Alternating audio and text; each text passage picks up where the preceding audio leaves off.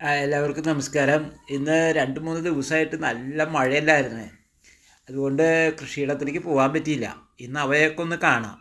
എന്താ ചുഴലിക്കാറ്റ് കൊണ്ടുവന്ന വലിയ മഴ, വല്ലാത്തൊരു ഭീഷണിയാണ് എൻ്റെ വാഴകൾക്ക് നൽകിയത്.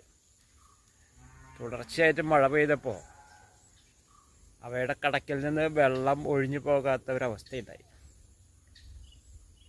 ഞാനിപ്പോൾ ഇത് വീഡിയോ എടുക്കുന്ന സമയത്ത് ചെറിയ തോതിൽ വെയിലുദിച്ച് വെള്ളമൊക്കെ ഒന്ന് വറ്റിയിട്ടുണ്ട്. കഴിഞ്ഞൊരു 3-4 മാസമായിട്ട് അവയൊക്കെ ഒന്ന് ശുശ്രൂഷിച്ച് ഒന്ന് ലെവലായി വരുന്ന സമയത്താണ് ഈ വലിയ മഴ ഭീഷണിയാകിയത്. നോക്കാം, മഴ മാറിയ നിലയ്ക്ക് ഇവരെയൊക്കെ ശരിയാക്കി എടുക്കാവുന്നതേ ഉള്ളൂ. കഴിഞ്ഞ ഒരു വർഷമായിട്ട് തെങ്ങൊക്കെ വെറുതെ നിൽക്കുകയായിരുന്നു. ഇപ്പോൾ ഒക്കെ ഒരു കായ്ഫലം കണ്ടു തുടങ്ങിയിട്ടുണ്ട്.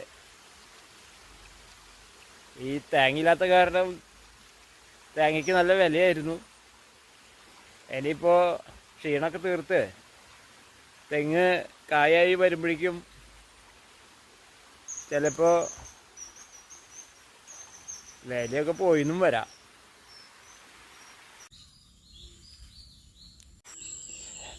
അതുപോലെ കുറച്ച് അങ്ങാടി മുളകിൻ്റെ തൈക്കളാണ് ഇത്. വീട്ടിൽ മുളക് വാങ്ങിയപ്പോൾ അതിൻ്റെ വിത്ത് കുറച്ചെടുത്ത് ഒന്ന് മുളപ്പിച്ച് മാറ്റി നട്ടതാണ്. രാസവളമില്ല, കീടനാശിനി ഇല്ല. ഇത് ഏതൊരാൾക്കും വീട്ടിൽ ചെയ്യാവുന്ന ഒരു ഇതാണ്. നമ്മൾ വെറുതെ വിഷം തെളിച്ച മുളകൊന്നും വാങ്ങി ഉപയോഗിക്കേണ്ട, പച്ചമുളക് ഉപയോഗിക്കേണ്ട കാര്യമില്ല. അതൊന്ന് ശ്രദ്ധിച്ചാൽ മതി.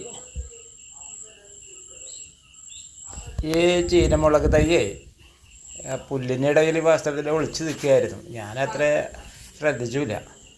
എന്തായാലും മുളക് നല്ലൊരു പങ്ക് പഴുത്ത് നല്ല പരുവായി. ഇനി ഏതായാലും ഇവരെയൊക്കെ ഒന്ന് പൊട്ടിച്ചെടുക്കാം. വേണമെങ്കിൽ അങ്ങാടി മുളകിൻ്റെ കൂടെ ചേർത്ത് ഉണക്കി പൊടിക്കുകയും അങ്ങനെയൊക്കെ ഉപയോഗിക്കാമല്ലോ. ഈ പപ്പായയുടെ കായകൾ കണ്ടാൽ ഇത് റെഡ് ലേഡിയാണ് ബ്ലാക്ക് ലേഡിയാണോ എന്നൊക്കെ ചോദിച്ചു എന്ന് വരും. ഇത് ഒരു ലേഡിയല്ല, നാടനാണ്.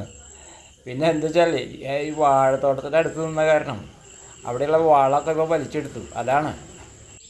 ഇവിടെ ഒരു മത്തൻ ഇങ്ങനെ പുല്ലിനിടയിലൂടെ ഇങ്ങനെ മുളച്ച് പൊന്തി വരുന്നുണ്ട്.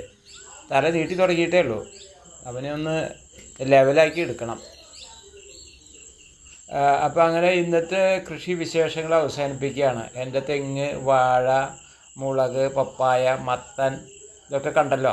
ഇനി നിങ്ങളുടെ അഭിപ്രായങ്ങളൊക്കെ ഒന്ന് രേഖപ്പെടുത്തൂ. ഞാനൊന്ന് നോക്കട്ടെ.